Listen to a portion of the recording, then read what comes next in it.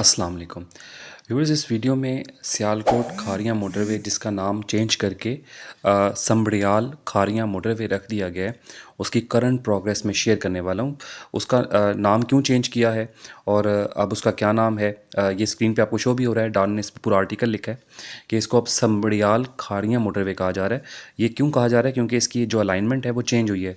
पहले इसको सियालकोट से खारियां तक जाना था, अब ये सियालकोट जहाँ एंड पॉइंट है M11 का, अब ये वहाँ से शुरू नहीं होगी, अब ये समड़ियाल के एक पॉइंट से शुरू होगी और एंड करेगी ये आगे खारियाँ। तो खारियाँ का कुछ पोर्शन पे काम हो भी चुका हुआ है। तो ये सारी डिटेल्स इस वीडियो के अंदर मैं शेयर करूँगा। मैं इसकी रीज़न्स भी बताऊँगा इस वीडियो में कि क्यों इसका नाम चेंज किया है। तो इससे पहले कि मैं वीडियो की डिटेल में जाऊँ, हमेशा की तरह छोटी सी रिक्वेस्ट होती है कि चैनल आप सब्सक्राइब कर लें, वीडियो पसंद है तो लाइक करें, शेयर किया करें कंटेंट, ताकि सब तक इन्फॉर्मेटिव कंटेंट पहुँचे। तो अभी सीधा मैप की स्क्रीन पर चलते हैं, पहले वहाँ पर इसकी अलाइनमेंट समझते हैं और वीडियो की डिटेल में जाते हैं। व्यूवर्स, मैप पे मैं आपको थोड़ा एक्सप्लेन कर देता हूँ कि इसका पुराना और नया रूट किस तरह से अलाइन हो रहा है। समड़ियाल खारियाँ मोटरवे अब इसका नया नाम है। पहले इसको सियालकोट खारियाँ मोटरवे कहा जा रहा था। उसकी वजह ये थी कि ये सियालकोट में जो पॉइंट है, ये जो मोटरवे M11 जहाँ एंड होती है, ये सियालकोट जो डिस्ट्रिक्ट है, ये उसके अंदर ही मौजूद था। ये पॉइंट यहाँ से ऑनवर्ड्स इसने आगे कंटिन्यू होना था। ये M11 मोटरवे है, इसने आगे यहीं से कंटिन्यू होना था आगे। इसका रूट जो बन रहा था वो ये था कि यहाँ से ये एयरपोर्ट क्रॉस होना था। ये सियालकोट इंटरनेशनल एयरपोर्ट जो है ये क्रॉस होना था, और उसके बाद यहाँ पे जो शहबाजपुर के पास जो ब्रिज है उसके बिल्कुल पैरेलल ही एक ब्रिज बनना था, जो अपस्ट्रीम पे थोड़ा होना था। ठीक है, इस तरह से बनना था। और यहाँ से ये थोड़ा सा रूट इसका जलालपुर जट्टा इंटरचेंज बनना था, यहाँ जलालपुर जट्टा के पास। फिर यहाँ पीरू शाह एक इसका इंटरचेंज बनना था, फिर दौलत नगर बनना था।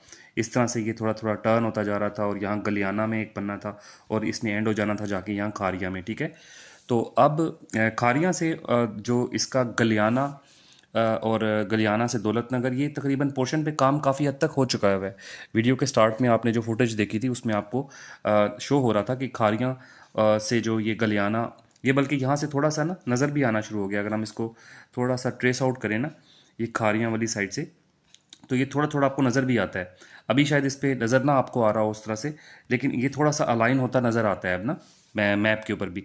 तो बहरहाल ये बताने का मकसद था आपको कि अब इसका पैम, क्योंकि बहुत सारे लोग मुझे मैसेज, जब मैंने पिछली वीडियो डाली थी समड़ियाल खारियाँ मोटरवे के हवाले से, तो लोगों ने मुझे बहुत ज़्यादा कमेंट्स कर रहे थे कि यार इसका कोई प्लान चेंज नहीं हुआ, ये उसी तरह जी M11 जहाँ एंड होगा उसी के बाद ये कंटिन्यू हो गया आगे खारियाँ तक जाएगा। तो देखें, मैंने आपको बिल्कुल जो अभी ये आर्टिकल भी आपके सामने मैंने शेयर किया हुआ है, आपने ये देखा आर्टिकल भी जो मैंने आपको मैप के स्टार्ट में जो दिखाया था आर्टिकल डॉन न्यूज़ का। तो ये 2 दफ़ा इनके NHA के हुकाम से भी और लोकल एडमिनिस्ट्रेशन के साथ भी जो है वो मीटिंग होती रही है डॉन के रिप्रेजेंटेटिव्स की। उन्होंने यही बताया कि यहाँ पे 26 जो विलेजेस हैं, वो तकरीबन नए प्लान के मुताबिक वहाँ ज़मीनें वगैरह परचेज़ की जा रही हैं, और सेक्शन 4 होता है ये इनका लैंड एक्विजिशन का, वो इम्पोज़ कर दिया गया है, और वहाँ पे 26 देहातों में ज़मीन वगैरह बाई की जा रही है। तो मैं आपको दोबारा बता देता हूँ कि अब ये जो सियालकोट खारियाँ मोटरवे है, इसका नाम चेंज करके संबड़ियाल खारियाँ मोटरवे रख दिया गया है। और इसी सिलसिले में जो है वो लैंड बाइंग का प्रोसेस चल रहा है। ये पहले M11 एंड हो रहा था सियालकोट के अंदर ही, ये सियालकोट सिटी के अंदर ही एंड हो रहा था। लेकिन अब इसको, क्योंकि इसकी अच्छा रीज़न्स आप लोगों ने पूछी थी, रीज़न्स मैंने आपको पिछली वीडियो में बताई थी, अभी भी बता देता हूँ कि ये जो रीअलाइनमेंट है इसकी, इसमें कोई पॉलिटिकल रीजंस भी हो सकती हैं, लेकिन जो हुकाम के थ्रू हमारे तक बातें पहुंची हैं, जो बेसिकली लोकल एडमिनिस्ट्रेशन ने और वहाँ की जो आप कह लें कि NHA के लैंड एक्विजिशन डिपार्टमेंट ने जो बातें कन्वे की हैं, वो यही हैं कि ये जो बेसिकली यहाँ पे जो ये हेड मराला के पास जो दरियाए चनाब आ रहा है ना, हेड मराला से ऑनवर्ड्स ये आ रहा है। तो ये इरसा डिपार्टमेंट ने बेसिकली एक स्टडी करवाई थी, और उस स्टडी के नतीजे में, क्योंकि जब भी इस तरह का जो बड़ा प्रोजेक्ट, मेगा प्रोजेक्ट आता है किसी एरिया में, तो उसकी इन्वायरमेंटल इम्पैक्ट असेसमेंट भी होती है, और अगर वहाँ कोई ब्रिजेस बनने हैं किसी नहर पे, किनाल पे या दरिया पे, तो उसकी इरसा डिपार्टमेंट से स्टडी भी करवाई जाती है। तो इस प्रोजेक्ट के हवाले से भी स्टडी करवाई गई थी, और इरसा डिपार्टमेंट्स की फाइंडिंग्स थी कि जो प्रपोज आपने मैप, यानी जो पहले मैप था ना सियालकोट से खारियाँ। तो सियालकोट से खारियाँ का जो अलाइनमेंट थी वो जिस पॉइंट से गुजरी थी शहबाजपुर, ये ब्रिज है ना, इस ब्रिज से अपस्ट्रीम पे काफ़ी आगे यहाँ पे किसी पॉइंट पे ये गुजर रहा था।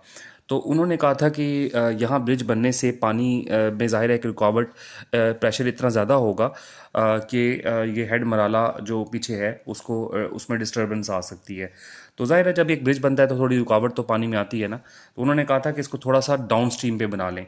तो उन्होंने जो रिकमेंडेशन दी थी उस रिकमेंडेशन पे ये शहबाजपुर ब्रिज जो है इसके बिल्कुल पास यहाँ पे ये ब्रिज बनाया जा रहा है, बिल्कुल इसके पैरेलल में, इसके बिल्कुल साथ ही 5 किलोमीटर, यानी इसकी डाउन स्ट्रीम पे, सॉरी, ये इसकी अपस्ट्रीम है दरिया की, ये डाउन स्ट्रीम है। तो यहाँ पे 5 किलोमीटर जो है वो इसके डाउन स्ट्रीम पे बेसिकली बनाया जा रहा है ब्रिज। ठीक है, तो इससे क्या होगा कि ये जो लोड है हेड मराला पे वो कम हो जाएगा एज़ पर, यानी जो इरसा के रिकमेंडेशंस हैं ये मैं उसकी बेसिस पे आपको बता रहा हूँ। हो सकता है इसमें पॉलिटिकल रीजंस भी हों, क्योंकि जाहिर है कि कुछ अब नई गवर्नमेंट चेंज हुई है, तो हो सकता है ये सोच रहे हो कि हमारी ज़मीनों में से गुजर जाए और हमें फ़ायदा हो जाए। तो ये बहरहाल स्पेकुलेशंस हैं, स्पेकुलेशंस भी अपनी जगह हैं, और जो ऑफिशियल स्टेटमेंट है वो भी मैंने आपके सामने रखनी है। तो ये मैप इसका चेंज हुआ है, ठीक है, अभी अभी वर्किंग हो रही है, क्योंकि फाइनल मैप अभी सामने नहीं आया। अभी ये मैं आपको वो बातें बता रहा हूँ जो डॉन का भी आर्टिकल मैंने आपको दिखा दिया है, और जो हमारे तक डिफरेंट सोर्सेज से बातें पहुँच रही हैं ना वो मैंने आपको कन्वे कर दी हैं। तो ये इसकी है, इसकी प्रोजेक्ट की मैं थोड़ी सी ब्रीफ भी दे देता हूँ आपको। ये 42 बिलियन रुपीस का प्रोजेक्ट है। ये पब्लिक प्राइवेट पार्टनरशिप की बेसिस पे हो रहा है, build operate transfer mode, basically जो पीपीपी का बिल्ड ऑपरेट ट्रांसफ़र मोड है, ये उस बेस पे ये प्रोजेक्ट जो है वो टेकअप हो रहा है। इस प्रोजेक्ट की जो बेसिकली डिटेल्स हैं वो मैं आपको बता देता हूँ कि इसको 20 साल की लीज पे गवर्नमेंट ऑफ पाकिस्तान ने एफडब्ल्यूओ को देना है। एफडब्ल्यूओ कॉन्ट्रैक्टर है, वो इसको बिल्ड ऑपरेट ट्रांसफ़र करेगा। इनके पहले बिल्ड करेगा तकरीबन 42 बिलियन में से 11 बिलियन रुपीस जो हैं वो गवर्नमेंट ऑफ पाकिस्तान लगाएगी लैंड परचेजिंग के लिए। लैंड बाइंग का जो प्रोसेस है वो गवर्नमेंट ऑफ पाकिस्तान करेगी, और जो तकरीबन बाकी की जो अमाउंट होगी 42 बिलियन में से वो कॉन्ट्रैक्टर लगाएगा, यानी एफडब्ल्यूओ लगाएगा, और इसको ऑपरेट करेगा तकरीबन 20 सालों के लिए, और उसके बाद हैंड ओवर कर देगा गवर्नमेंट ऑफ पाकिस्तान को। तो ये बहरहाल एक स्कीम के तहत ये बन रहा है। तो इसमें ज़्यादा जो हेडेक है वो एफडब्ल्यूओ की है, उन्होंने पैसा लगाना है। तो आपको डिफरेंट इसकी जो डिटेल्स हैं वो मैंने आपको बता दी हैं। तो मकसद यही होता है कि यार आप लोग अपडेट रहें। बेसिकली ये जो वीडियो थी ये मैंने इसी बेस पे बनाई। बहुत सारे लोग डिमांड कर रहे थे कि इसका क्या आगे करंट प्रोग्रेस क्या है, काम कहाँ तक पहुँचा है, और कब तक शुरू हो जाएगा। तो ये 2 साल का प्रोजेक्ट था। अभी इसका जो अगस्त 2024 में इसकी जो टाइमलाइन है वो कंप्लीट होने जा रही है। तो अगस्त तक होपफुली एफडब्ल्यूओ के हुकाम भी ये कह रहे हैं कि हम अगस्त 2024 तक इसको कंप्लीट कर लें।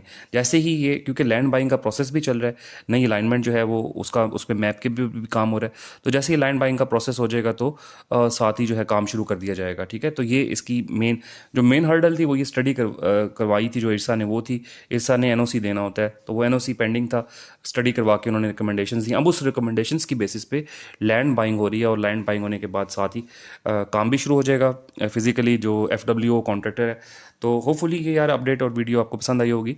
पसंद आती है तो चैनल सब्सक्राइब कर लिया करें, वीडियो को शेयर किया करें ज़्यादा से लोगों के साथ, ताकि इन्फॉर्मेटिव कंटेंट जो है वो सब तक पहुंचता रहे। तो इंशाल्लाह अगली वीडियो में मुलाकात होगी। अपना ख्याल रखिएगा। अल्लाह हाफिज़।